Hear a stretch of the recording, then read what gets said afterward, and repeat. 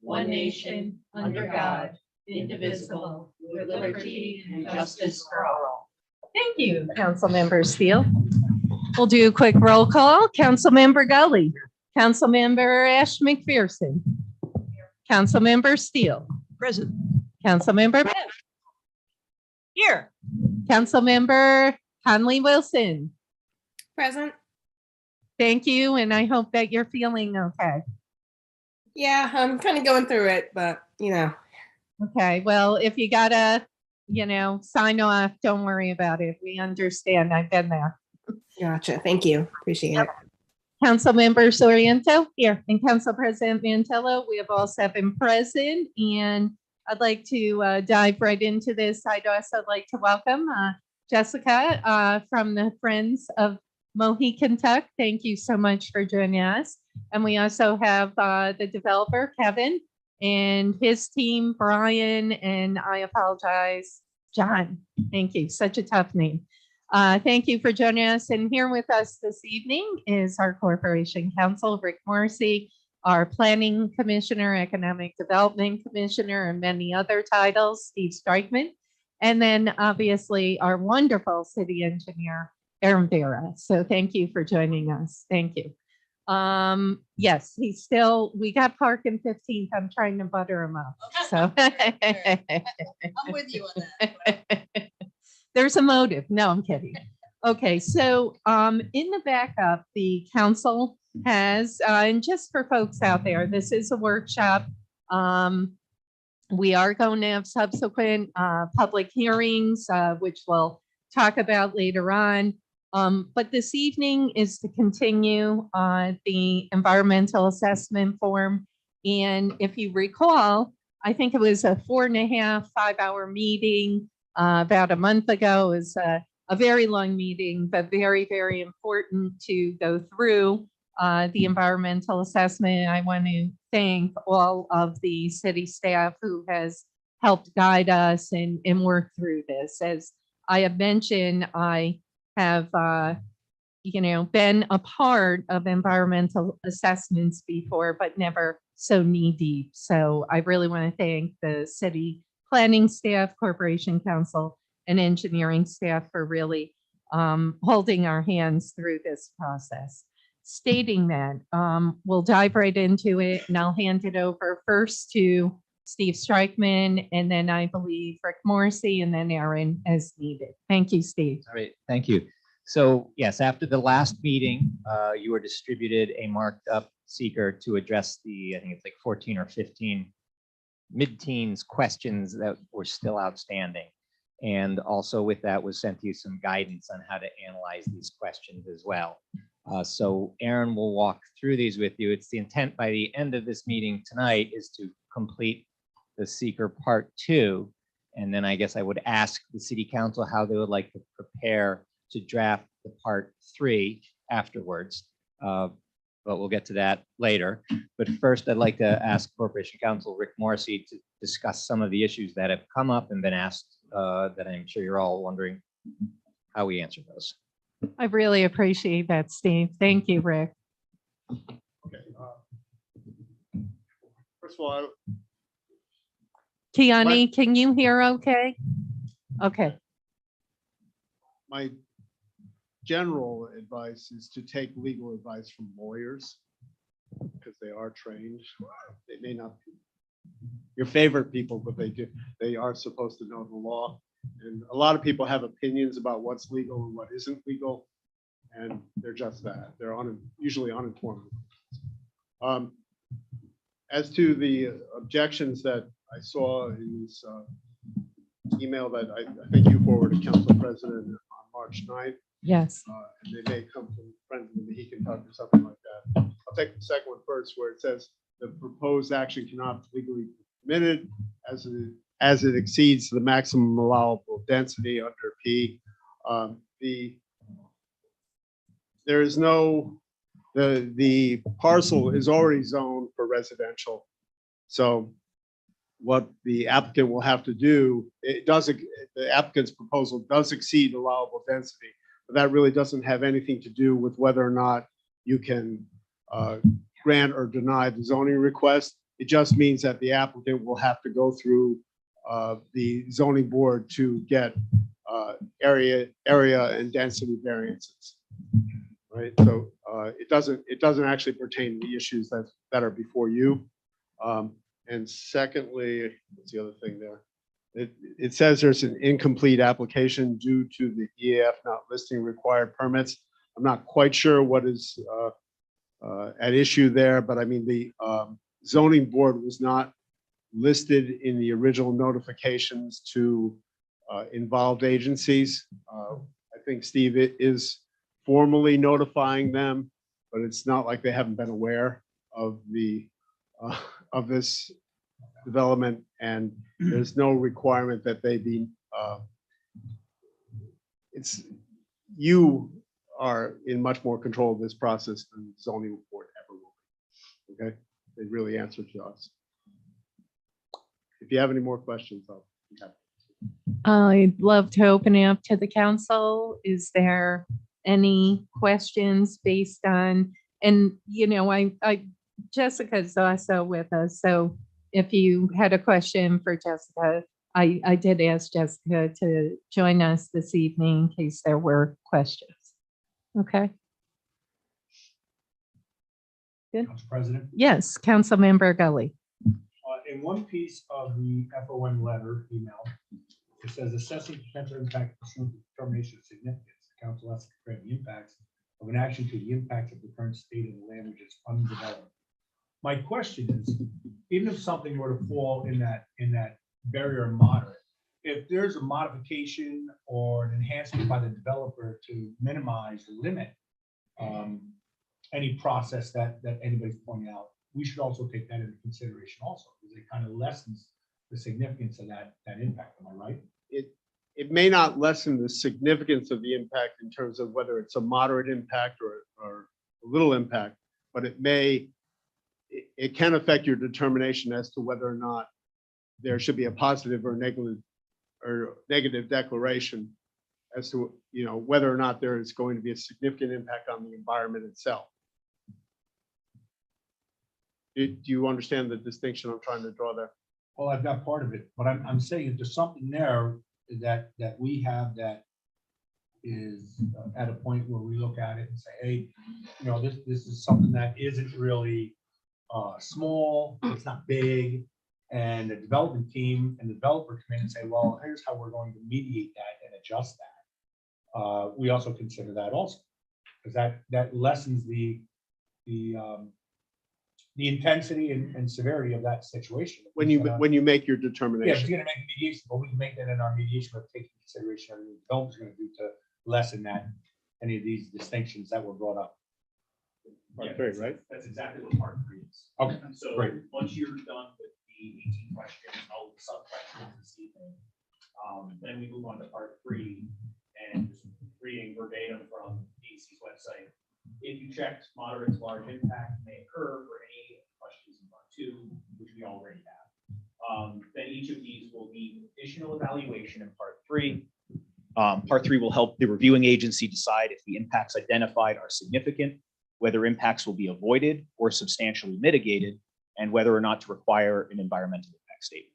So once we're complete with the part 2, we then move on to the part 3, which addresses the moderate to large impacts. Okay, good. Thank you. Each step is conceptually different. Right. Thank you. Appreciate that.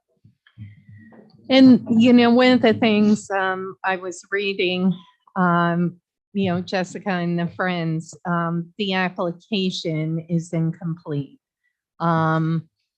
What would be your answer to that? And I only ask because obviously, as we move forward here, I just, obviously want to make sure that our T's are crossed, our I's are dotted, and we're moving forward appropriately.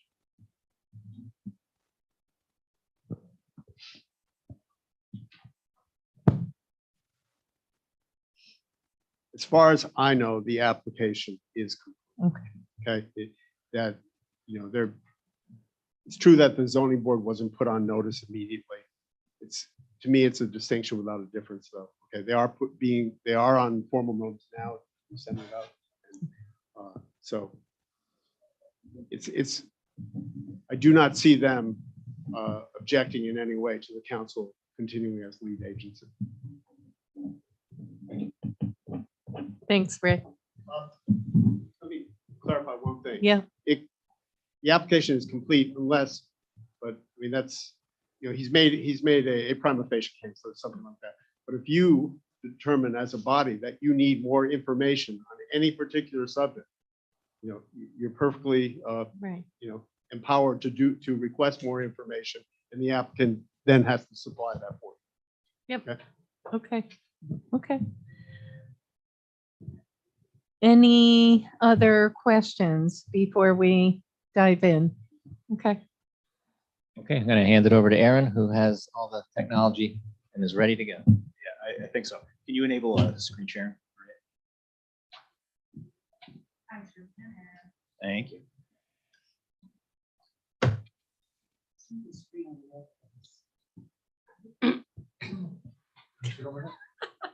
Yeah, She likes my chair. we got the other TV. Nope, under share screen, you might have to click it and then say allow multiple or simultaneous screens or something like that. Yeah, should be on top, I think, right? There we go. Whatever you did, I got it. Okay. We can still see you, Kiani. Kiana, can you see that, my screen? Yes, I can. Okay, so this was this is it's not really the workbook, but it is guidance that DEC provides for the secret process. So what we're looking at here is a web page that has various information about it. What we're going to focus on here are questions 1 through 18 for the part 2. But you'll see down here that section I just read was right here. Okay, about the part 3 and addressing moderate to large impacts in that phase. So part 1 was the developer providing information.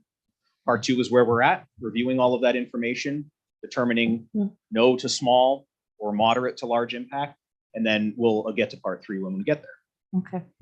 So what you all should have in front of you is a partially complete part 2, which we arrived at based on our meeting about a month ago. And where we're going from here will be question 1B was the first item that we didn't arrive at a conclusion on. The proposed action may involve construction on slopes of 15% or greater. So there are several analysis questions that DEC provides that we could ask ourselves. As far as, will there be an impact? Will it be a small impact, a moderate to large impact? We can go through this line by line if we'd like, or we can start with, a straw poll, see where people are leaning, and then see if we fit into that. So I don't know where the council's at, if they're considering this. I think we can all arrive at it's some impact, right? The developer has provided information. There are slopes greater than 15% of the site, significantly greater than 15% as you get to the river, although development isn't focused along the river bank, it's set back. But even as you get back away from the riverbank, there are still slopes on the site greater than 15%. The concerns about slopes greater than 15% are essentially erosion that could affect water quality, or changes of grade that could affect the view shed. When it comes to this project and this proposal, the applicants provided information about the soils. It's rippable shale. It's not prone to erosion. They've proposed new slopes that are 33%, which is more than 15, but is considered a very typical limit of new slope construction. Okay. And all of that will be done with material that they're bringing in that will obviously be capable of handling placement at that slope. So I think it's a gray area. If you're gonna, you maybe could consider it small. You could maybe consider it moderate to large. I know that's not very helpful, but it, at the end of the day, I think when we get to the part 3 as to whether or not it's a significant adverse impact, that might be, there might be more debate on when we get to that stage. What about the view shed? Aaron, was that one of the, Yes, so the cutting and filling on the site is really, as you get away from Second Avenue, the applicant has provided documentation that shows the project is not going to be very visible from Second Avenue, and most of the cut and fill is in that section. There's no change in grade along the river. Project will obviously be visible from the river, correct, but not due to the excavation, simply due Right. to the fact that right, they're not touching anything there, right? So, I mean, some of the grading is even to provide screening. Berms and things like that mhm, can provide screening, and typically would be in excess of 15%. So, I mean, that's kind of where we're at. I myself would be leaning more towards small impact, but again, right. I think that the discussion can be furthered when we get to part 3. Yep. Um, Did council have questions? Or- Council President. Yep, Councilmember Gully. Aaron, it's kind of common for all projects to have some sort of ground roof. I mean, Absolutely. Yeah, and most of them sometimes are 15% or more in certain applications, especially along the hills that we've seen in Lansing. Yes, I mean, retaining walls would obviously Right. be like 15%. And with the shale there, we really don't have to worry about erosion because, as you said, it's shale. Once you get down to that level, it's pretty solid. That's Something correct. erosion is in play. I just don't see anything that really throws up a red flag on this, because it seems like it's just common construction and common ground preparation. That's correct. I think when you're assessing the moderate to large impact, it really is if it's atypical, outside the norm, or extreme. And I don't think that this project meets that, but again, that's your determination. Okay. Did you want to add anything? Anyone else? All good? Okay. So I guess why don't we just keep going through with this Yeah. discussion, and then we can come back and maybe Mhm. fill in the boxes. So that brings us to C1C, which was the proposed action may involve construction on land where bedrock is exposed or generally within 5 feet of existing ground surfaces. Again, this is, we know this is the case, right? We have this rippable shale that is between 18 and 30 inches below the surface. So that's certainly within the 5 feet. But when you look at this analysis, the 4th bullet point, I think, is really the crux of it, right? Is will blasting occur, right? So the issues with having shallow rock on your site is that the removal can tend to be very impactful. Mhm. However, in this case, we have data that would suggest they're going to be able to remove that shale, that shallow bedrock, without the need for blasting. So again, to me, that is when you look at the small impact versus the moderate impact, you see most of this is about blasting, or bedrock that is known to have fissures or voids in it that could potentially come up, that can create erosion and other issues, sinkholes, things like that, or something where there might be a large change in runoff patterns. And again, when you're looking at this particular proposal, even though it does have shallow bedrock, I don't believe it meets the guidance for a moderate to large impact in that regard. Sure. Yep, Councilmember Gully and Councilmember Conley Wilson, if you want to jump in, don't be afraid, okay? Thanks. So if I'm right, they know it doesn't have to use any type of impact explosive material, because they put a line in there and they went down with one of Fanny's machines and tore the whole place up with the line in, am I right? Yes, the city has dug through that site and we did not need glass. Right. And we put utilities, I believe, as deep, if not deeper, than what's being proposed Yeah. with this proposal. Yeah. That's good. All right, thank you. Chair, Yep, Councilmember Ash McPherson. just so I'm going to be clear on this, during our first workshop, there was a lot of mentioning about there would be no blasting on this site. They're using all other equipment, so that would affect this question as well, correct? Correct. If they did encounter rock that could not be removed with simple equipment, there are other options for rock removal before you get to Before you blasting. get to blasting. There's a number of other things you can use. You can use pneumatic tools in order to try to break it up. Just down at the Monument Square site, we were using the contractor was using an attachment on the end of a bucket. It's essentially a jackhammer, but they're much larger in order to chip away at the concrete on that wall. So these are all tools that can be used that are not blasting.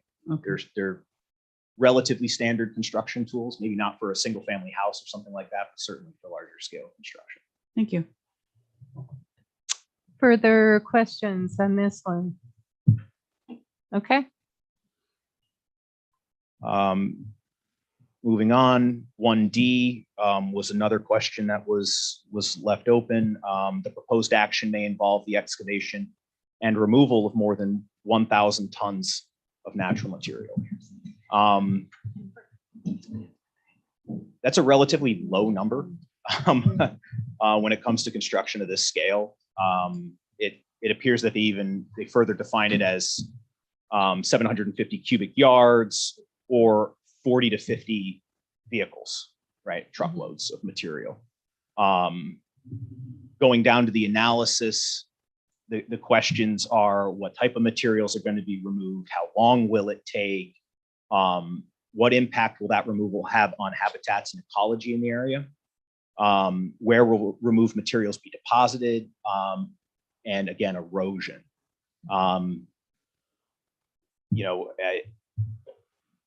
The definition of a small impact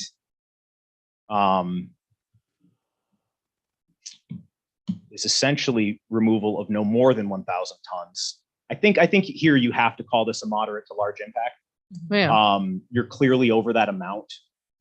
There is some talk that they might be able to reuse materials on site, but I don't believe the grading plan is balanced. Is that correct, or is it? No. Right. So there's going to be the need to bring in some material and bring out material. Again, to put in perspective, the material that may leave the site, not more than what's coming onto the site, right? In terms of subbase and pavement, I mean, just the parking lot alone, the tonnage to pave that parking lot is going to exceed 1,000 tons. So, it's just the nature of construction that you're going to be bringing in this material. So I think, again, that being the case, it still doesn't mean you call it no to small impact. I believe it would be a moderate to large impact in this case. Chair, yes, Councilmember Gully. just reading D, it says a proposed action may involve the excavation or removal of more than 1,000 tons of natural material. Doesn't talk about what material we're putting back in. So I have a question. Correct. So that, are you removing 1,000 tons of material out of that lot there? And will it be 1,000 tons of material that's coming out? I mean, because if you're only going down 3-4 inches to the shale and scrubbing the shale, I'm just wondering what that capacity might be. Well, I think they will easily achieve that value based on the basements for the buildings. Again, it doesn't take much to get up to that 1,000 ton I get you. mark. Yeah. But here's my question. If they're gonna bring material in, does that negate what the total that they excavate and take out? Like if they take out 1,050 ton and they bring in 400 ton, I mean, does that balance against what they're taking out, or do we have to look at this physically separately? Because I'm thinking they're gonna be replenishing that property with material, and that weight's gonna offset, the 1,000 tons that they're taking out. Yeah, I mean, it could, yeah. Whether or not it rises to the level of significant adverse impact could be considered in part 3.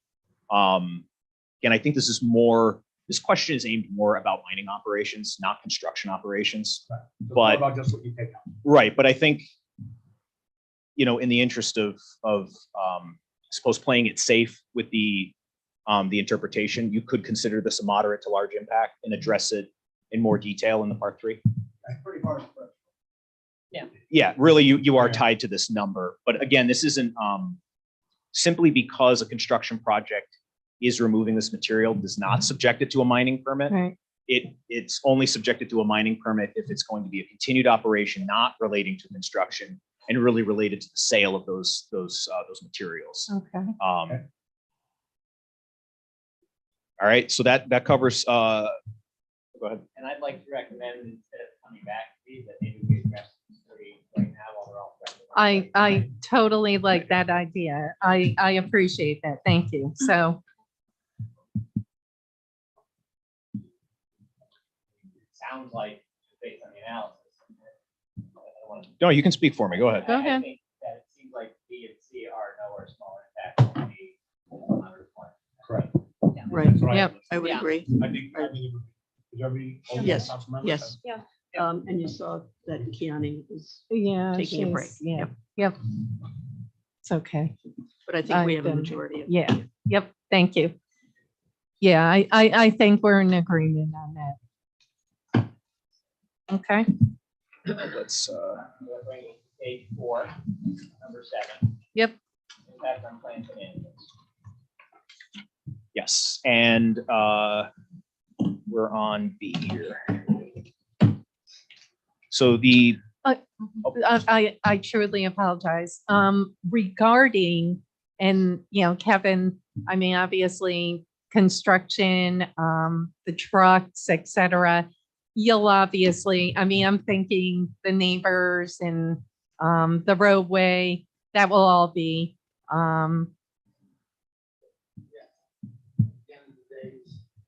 yep,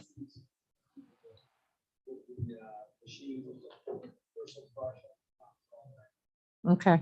And that's all you guys, all in-house and, okay, Yep. this project is subject to a stormwater permit from the state. okay, So the plans that we have, along with the report that the consultant has prepared, the applicant's consultant has prepared, outline a number of erosion sediment control measures, including construction entrances, okay, truck washouts, concrete washouts, things like that. okay, The idea is to keep silt and sediment and other contaminants off of our roadways. right, Another part of that permit is weekly inspections, and those reports have to be submitted to my office as well.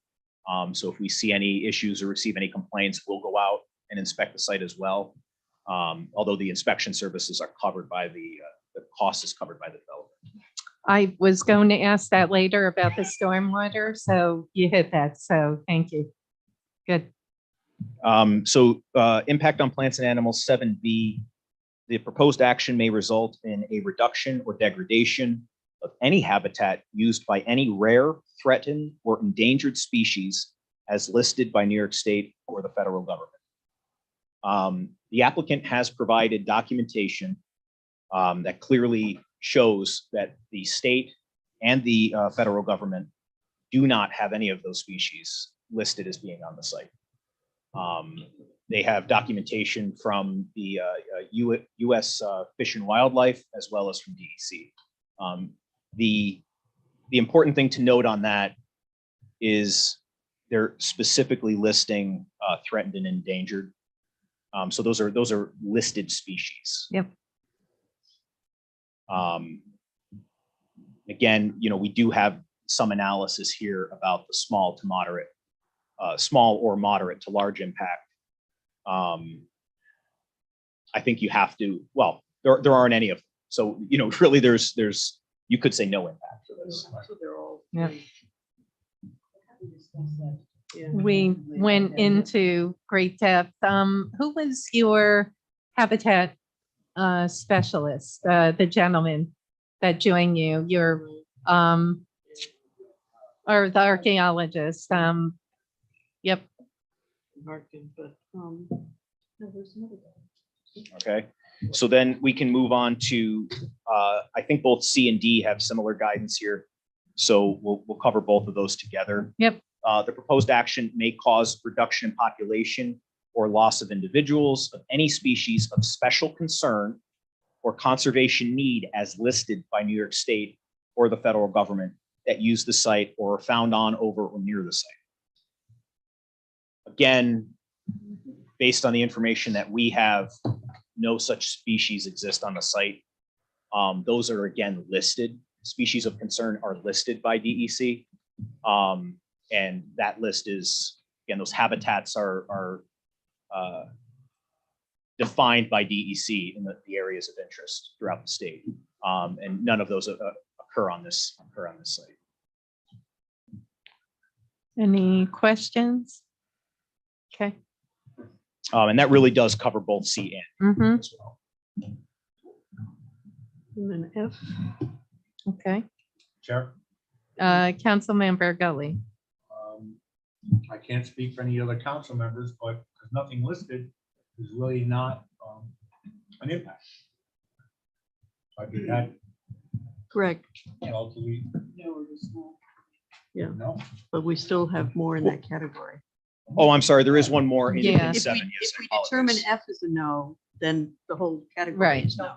There was I one didn't with see it. Well, let me F. just On a one-page doc. mention too that G, the proposed action may substantially interfere with nesting, breeding, foraging, or overwintering habitat for the predominant species that occupy the use of the project. Again, we're talking about listed species, but there are questions here about any species. And we've already, well, I say we, the council has already determined that 7G is a moderate to large impact Oh, because oh, I mean, right. significant Okay. area of the site is going to have Okay, vegetation will be removed, see. habitat will be. okay.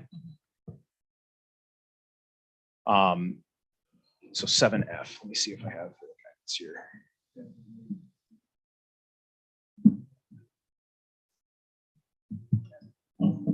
Oh, okay. Yeah, we don't have guidance on that. This one's actually another simple one. The significant natural community is a specific definition. Those are again listed, and it simply is not in that area. So that's a no. It's a database search, and if it doesn't pop up, then it isn't. So again, it's not any definition of a significant natural community. Is the It's DEC's already definition of defined. exactly that, right? And they Okay. do have guidance on it. Okay. So for all of the four unanswered questions, I think we've arrived at no to small, but the council may want to discuss that. I agree. Discussion. Okay. And Aaron, where is that defined? That's Just- defined in DEC guidance, didn't you have? Website. Okay. The EAF is what searches the Yeah, DEC, when you're filling out the form, it populates the form with responses to certain questions. This is one that is pre-populated based on a database search. Okay. So Jessica, I see you. You're fine. What's up? Did you have a question? Was there a fact survey done? Was the land survey class? Like, look at the. Yeah.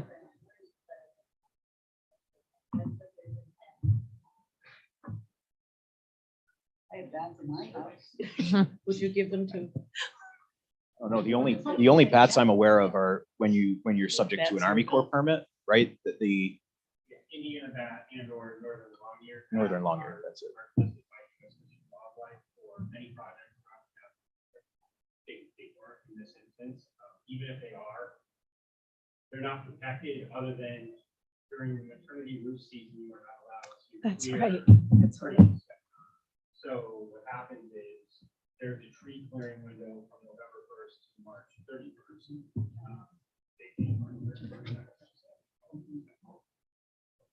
Tree clearing projects going on. Yes.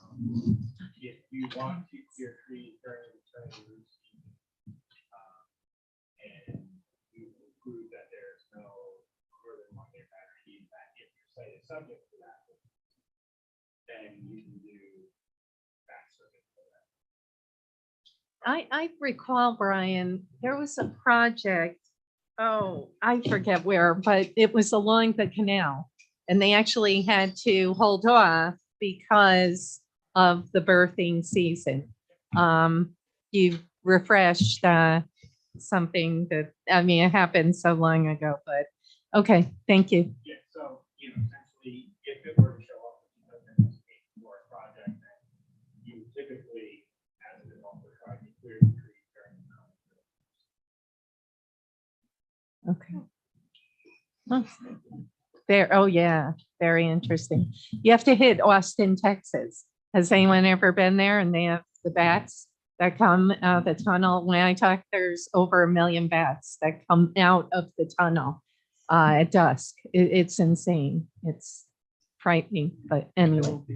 Councilmember Gully, did you have a question? Going patio. Okay. But I'm bummed. We were waiting for that. It's not even that late and he's coming up. That was staged. That was staged. Unlike the Oscars, okay? All right, so 9C.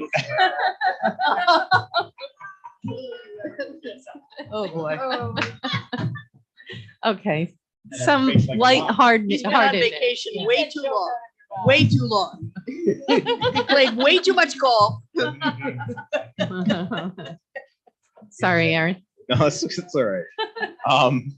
So 9C, this was under, section 9, the aesthetic resources. Yep. So 9C was left unanswered, and that reads, the proposed action may be visible from publicly accessible vantage points. And there's two things to consider there. That's right.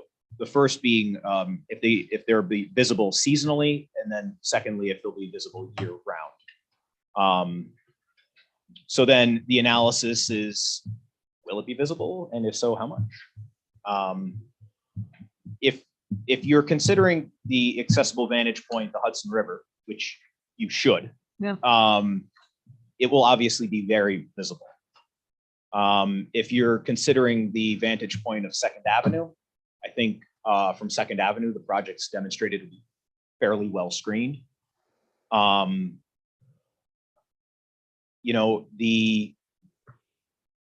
You really need to consider the 4 bullet points here for the moderate to large impact, I think. It will be visible all year round from the Hudson River because there's no screening proposed. There's going to be a boat and kayak launches in a public park, which of course will be maintained. The project is viewed by many accessible vantage points. You may consider the Hudson River one point. You could consider it several. I think the applicant in their documentation, they also listed People's Island State Park. I don't think we were provided data on it exactly how visible it would be from there, but it stands to reason it could be. The project results in land use that is in sharp contrast to surrounding land uses. Now, this is where you would say, okay, so I can see it from the Hudson. What else can I see from the Hudson? Or what else can I see from People's Island?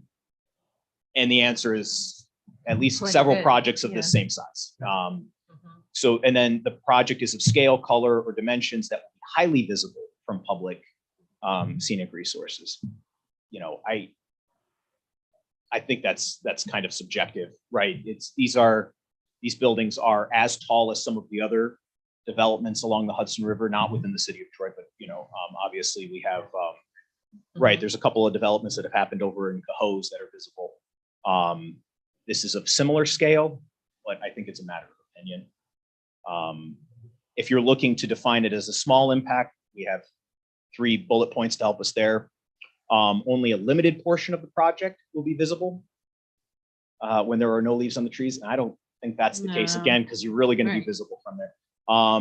Can only be seen from limited locations that are public. Well, I mean, it is only visible from the Hudson, not from Second Avenue, but The bridge. yeah, I mean, I don't, Yeah. that's a tough, and then some portion of the project will be visible during winter when leaves are off, but not when leaves are on. Mhm. Again, I don't think so. I think you have to kind of consider this moderate to large, and then maybe you address it further in part 3.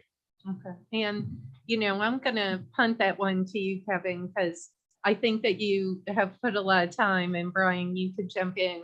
I would like to hear real quickly the aesthetics of, just how I'm hoping you want to blend, with the natural part of the land that you're protecting, at the same time, utilize that Hudson River theme.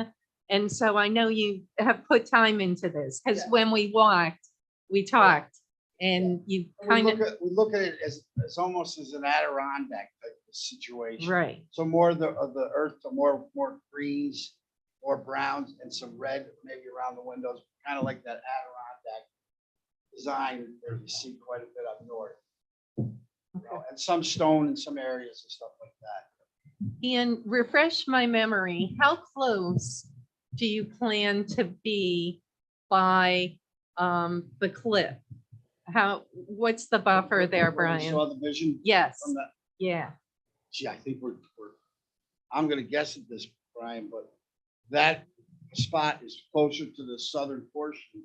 correct. And I know from that line, we are roughly 200 feet away from there. So I'm gonna say we're in 175, 100 feet down. More, north. okay. I got Yeah, and you. just from perspective, in terms of citing this project and trying to locate the buildings in the appropriate kind of, least impactful areas of Did the you site. drone it, Brian? I apologize. We did not drone that, No? no. But the, careful consideration was, basically to try to put this thing within the middle of the site, to Right. keep it as far away Yep. from the Hudson as we could and as far away from Second Avenue as we could. And if you look, I think generally the placement of those, what was done so that, we weren't encroaching on the cliffs where it was going to be completely, stark contrast hanging out over the Hudson River for Right. obvious reasons. Yeah.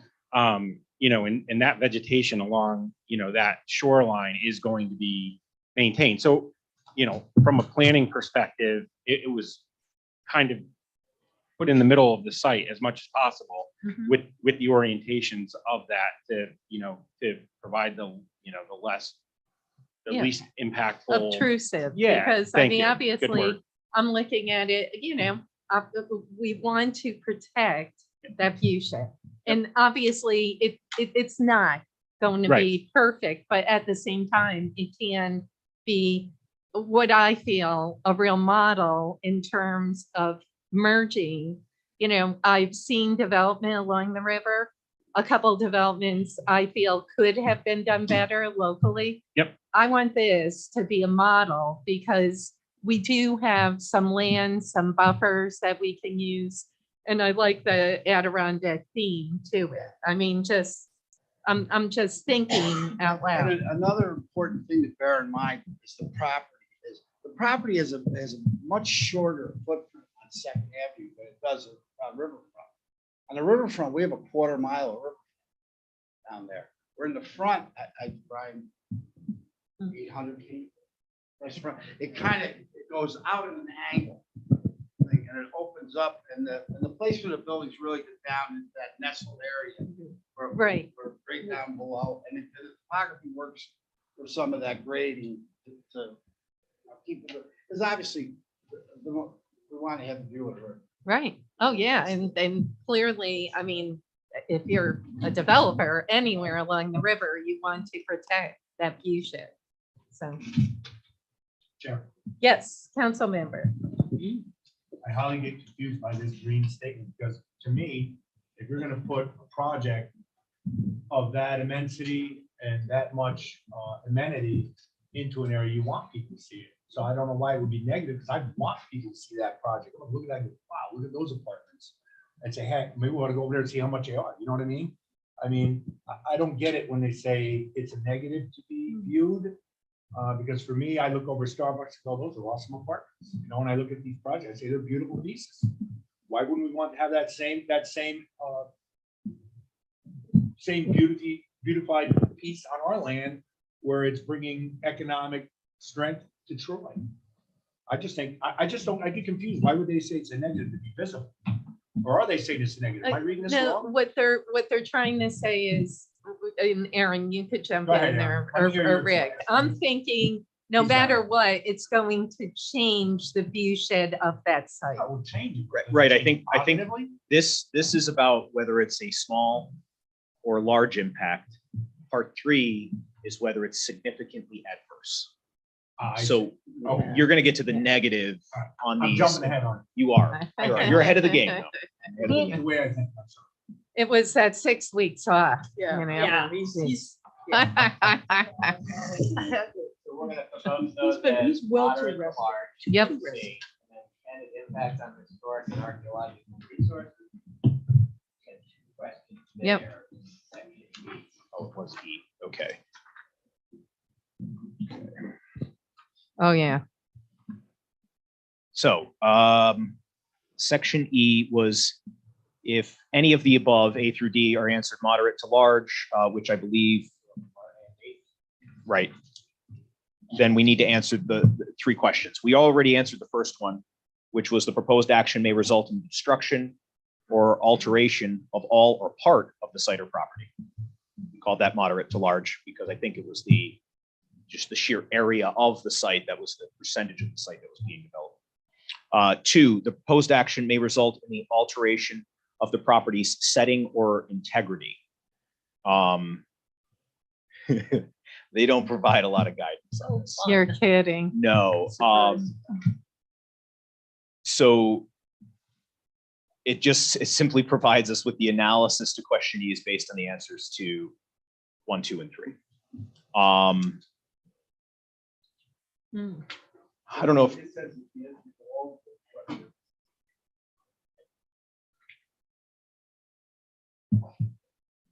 Can you help us on this one, Rick? Or even Brian, are you familiar with this? Yes.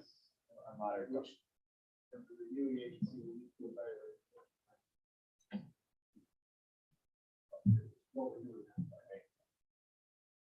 Well, no, we're not doing part 3, but- I'm sorry, we part 3, so I think without any additional guidance, I think we would be using the standard definitions of the terms. Rick, Okay. would you agree? When it comes to setting or integrity Yeah, they're not. of the property? So I mean, if you consider the setting of the property to be a wooded forest,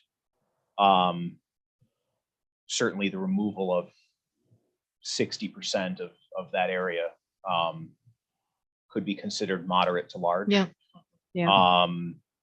You could also, when you're evaluating number 3, which is, Mhm. or, yeah, 3, the proposed action may result in the introduction of visual elements which are out of character with the site or property or may alter its setting. Again, you could probably consider this moderate to large, Right. and then And then later 3. on address what Yep. Jim was alluding to, which is, well, I don't consider that to be adverse, right? So, I mean, I think you'd handle that in more detail. Yeah. Because I think you have to go more. Yeah. Still getting around, this is a Yeah. large project. Yeah. Yeah. That will have a fairly large impact on this parcel of land. It's going to change. Yeah. The question is whether it's a significant adverse impact. That's what you'll address. Okay. This is all just the homework. Yeah. Got it. Yeah. I'm with you. I'm good. Okay. Thank you. Then moving on, we're going to section 14. Impact on energy. The proposed action may involve heating or cooling of more than 100,000 square feet of building area.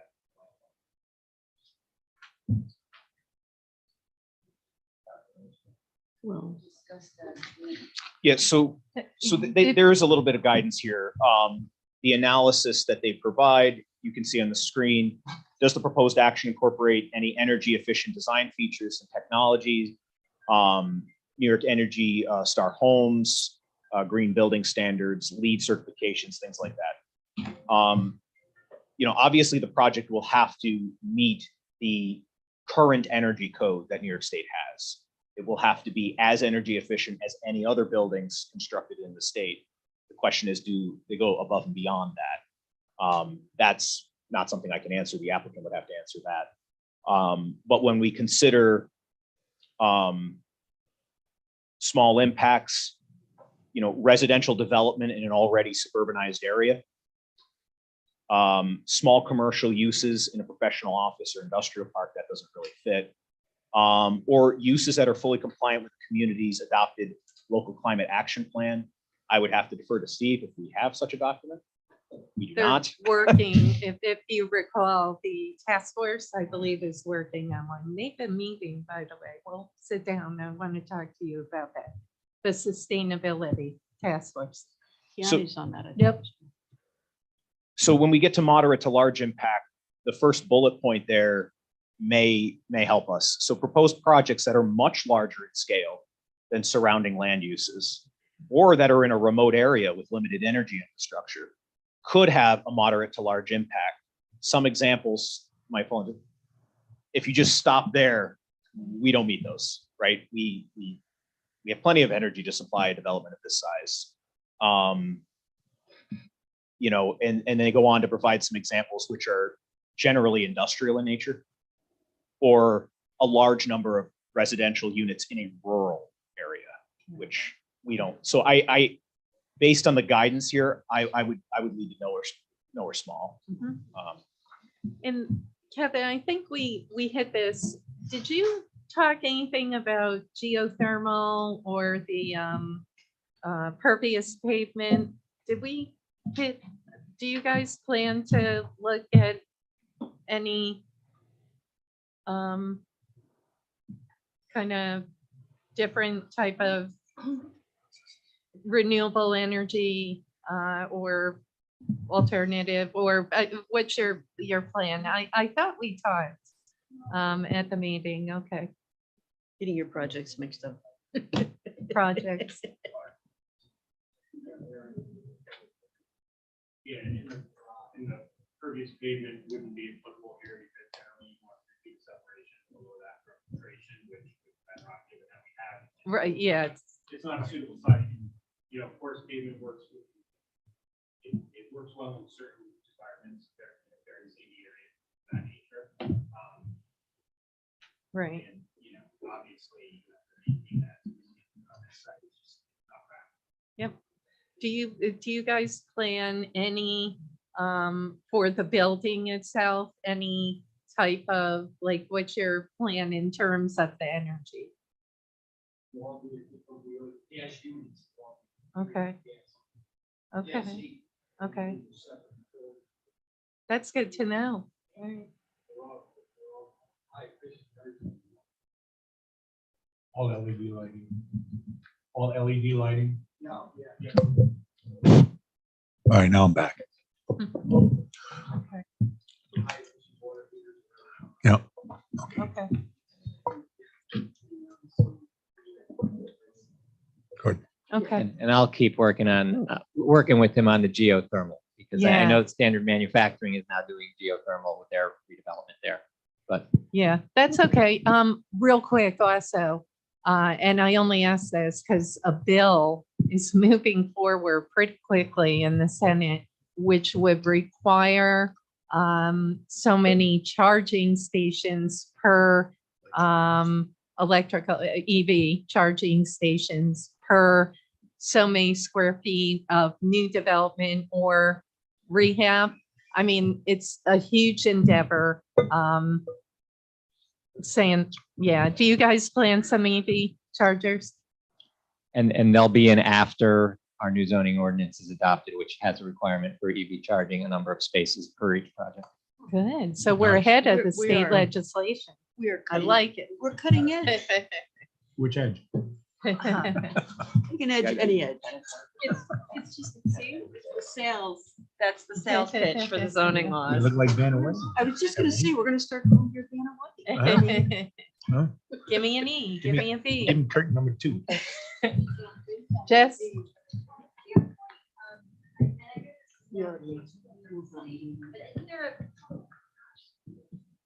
Sorry. I know this is the case in New York City already, but isn't there a bill that's advancing through New York State, and you know this better than I would, to get rid of any natural gas hookups for new construction? Aren't we kind of moving towards an all electric with new I construction? haven't seen that bill, but, you know, I'm familiar with the EV charging bill. I'm not familiar. I have heard it talked about, Jessica, but in terms of the legislation, I'm not aware. But there could be targets in the CLCPA, which is the community leader. Yes, we all know the Climate Protection Act. I know there's targets, so potentially there's probably legislation to enact or meet those targets, but Chair, yes. I just want to Councilmember say Gully. one thing. My buddy drove his electric car down to Florida. It took him almost 4 days because he couldn't find many charging stations. And when he got were like 3-4 hours. You get 300 up, the Teslas will get 350 miles on a charge, and then you have to charge them for 8 hours. I'm just wondering how we're thinking that in the future that will be economical, unless they get some quick charger that could like boost you in like 10 It minutes. is the quick charging. The technology is advancing to. I hope to so. Cut that time down and at least to get people 40 to 50 miles in a matter of minutes. But we're not there yet. No. Yeah, We're not there yet. yeah, he knows that now. And we could have a He whole definitely wasn't meeting. there yet. He missed his first 2 tea times. It cost him. And Chair, Councilmember Men, yeah. Well, and to that point, actually having, and this is sort of the strength of our new zoning laws is like, our proposed zoning laws is, if you have publicly accessible charging stations and people who have to get out of their cars and like do stuff for 8 hours, it's really a very strong economic driver, especially for tourism.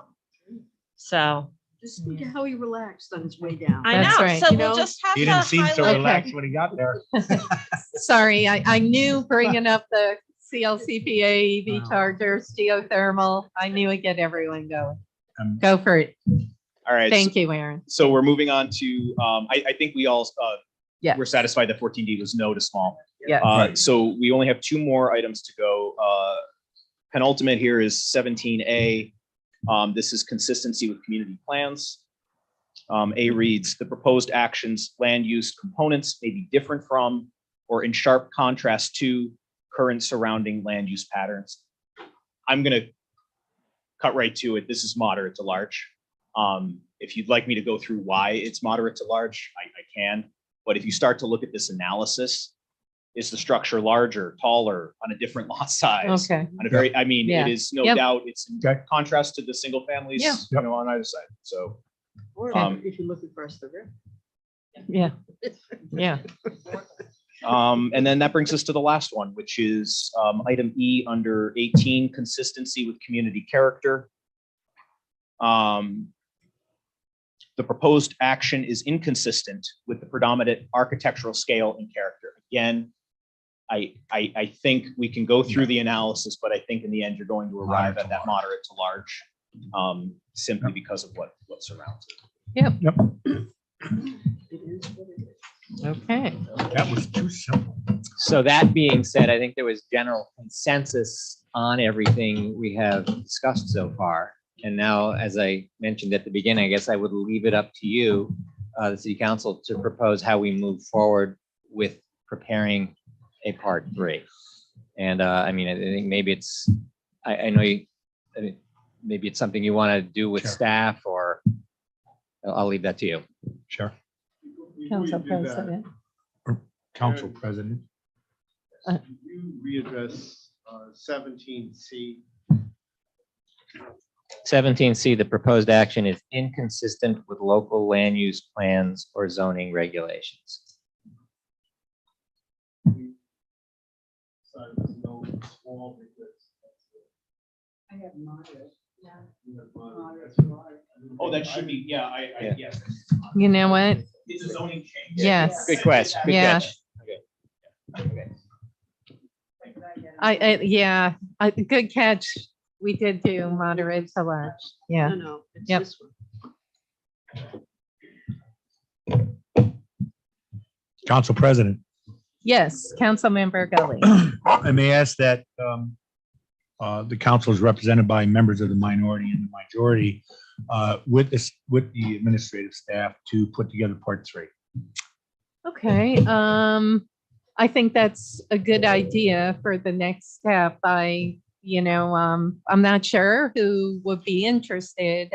Councilmember Steele, I'd love if you or one of your colleagues would join a couple majority members, and I'm thinking maybe Council President, I'd 3, like to- and have it be a group to work with staff on part 3 and then come back to the council publicly. I don't think we want a huge crowd, so can we put a number on it in terms of? how I'm many? thinking 3. 3? Yep. Okay. 3. So Councilmember Steele, if you wouldn't mind, Chair, I'd like, or Council President, I'd like yeah. to be on that. you would? Okay, Councilmember Ash McPherson, and Council would you President, like to, It's in District 1. I okay. certainly want to be there. All right. Okay, so we'll call it, group council members to sit with city staff, the planning commissioner, economic development commissioner, Aaron, if you don't mind, engineering, Rick, corporation counsel, to work with you on part 3. Rick, or I apologize, Rick or Steve or Aaron, any one of you, what does part 3 entail for the thousands of people watching this evening? No, seriously, for our knowledge, what does part 3 entail?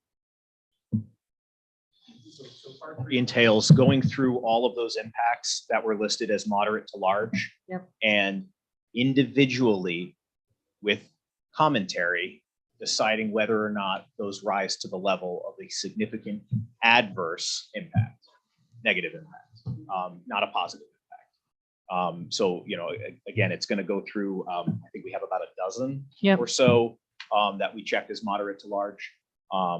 So we will go through and address each one of those with this smaller group. committee. Yep, And then the idea would be we would present the entire council and the public perfect. with that documentation, and there'll probably be some wordsmithing and discussion, I would assume. Absolutely. What I can do, I'll call workshop 3 and we'll go through what the group and staff has worked on. Rick? Just so you all understand, I mean, if you do determine that one of those moderate to large impacts will have a significant adverse effect on the environment, that is enough to trigger a full EAF, a full environmental impact, EIS, impact statement from the applicant, at least addressing that specific concern, right? So yes, Rick's correct. If Okay. after, say we go through these dozen Yeah. of items and say there's 1, 2, 3 that rise to the level of significant adverse, then an EIS would have to be prepared. That EIS process starts with a scoping process, which would only relate to the impacts that had significant Okay. adverse. You're not going to go back. Okay. If you've determined that the Understood. impact to plants and animals is just not it's not a significant adverse impact, the scoping process in the EIS wouldn't address that at all. Okay.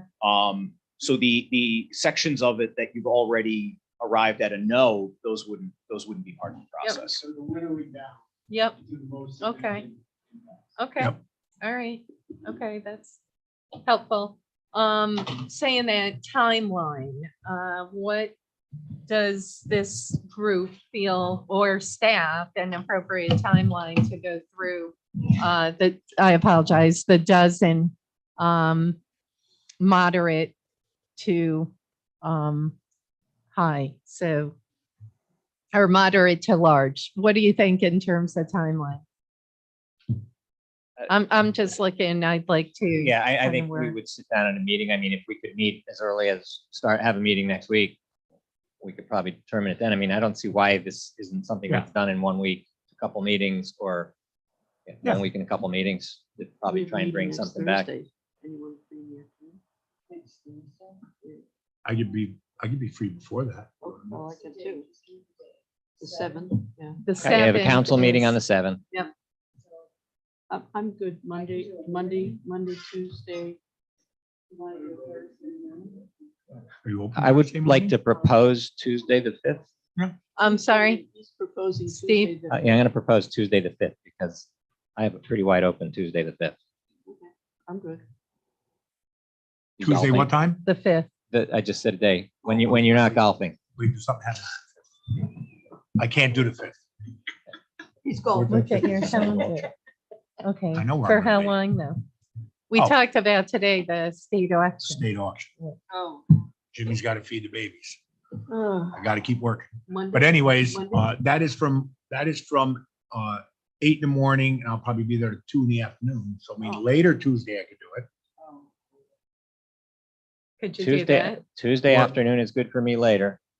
It works for both of us. We don't have to. Yeah. Yeah, So, that's are we their talking- job. What's Let your them earliest time that you Roll can up make? their sleeves. Let me just check my schedule tomorrow. I'll tentatively say yes, I'm good with it. Give me time on 3 o'clock. Councilman Gully, 3 3? o'clock. You know what? I have a meeting with the deputy mayor at 1:30. I should be done by 3. Okay, thank you. 3? 3 on, yep. Jess?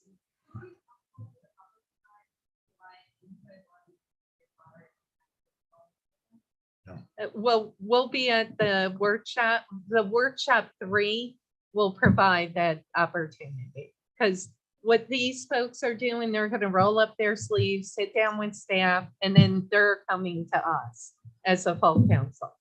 So I'll have a workshop 3 just like tonight. So Okay. are we meeting And then public hearing if obviously it moves to that next step. Council President, Yes. I just want to state for the record that, and Jessica, I mean no offense to you or the correlation of the group that you're with, but we've had a lot of false statements, a lot of law guys that know the law that stated to us wrong, and sometimes the input of that information just causes confusion when we try to take information professionally from people that are in the field to get that information. So and we've heard, numerous repeated messages over and over for 2 hours each night that we sat here, which is, sort of like, I guess to me, I think a little disrespectful, because as a group, you could just give us your message and we're intelligent people, we can take it in, but it seems like sometimes somebody's throwing darts at us from the other side of that podium. So I don't mind the information, just bring something new, because we've heard a lot of stories, false, half stories and truth mixed in on all the things we've heard. And I just that's why we have to go through all this clarity and ask so many questions, because there's so many things that have been provided to us that really were provided with good passion and good thought. And certainly they believe that they were true. But when we get legal advice, we find out that some of the stuff is only half there or cocked information. And it just deters the process.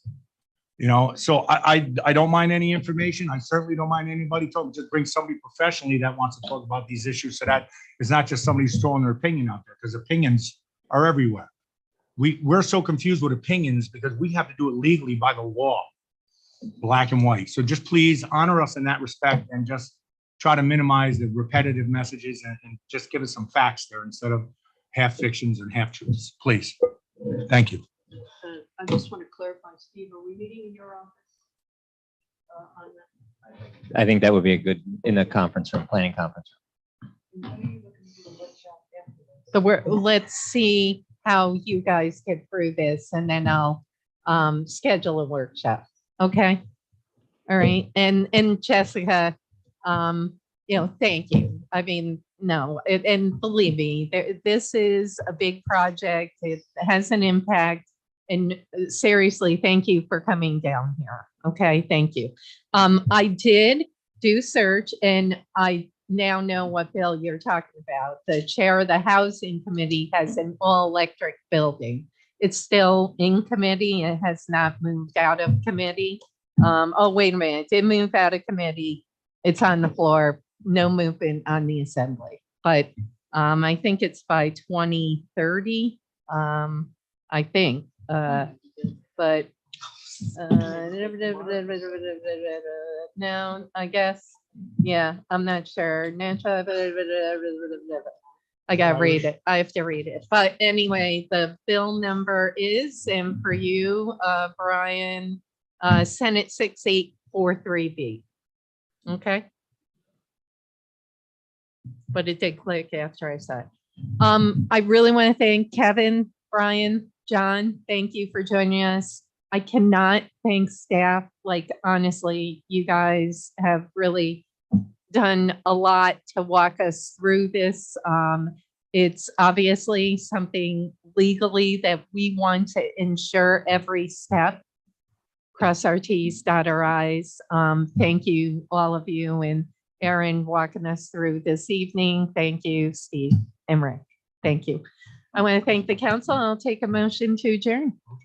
Motion, Councilmember Steele, second, Councilmember Gully, all in favor? Aye. Opposed? Okay. I may.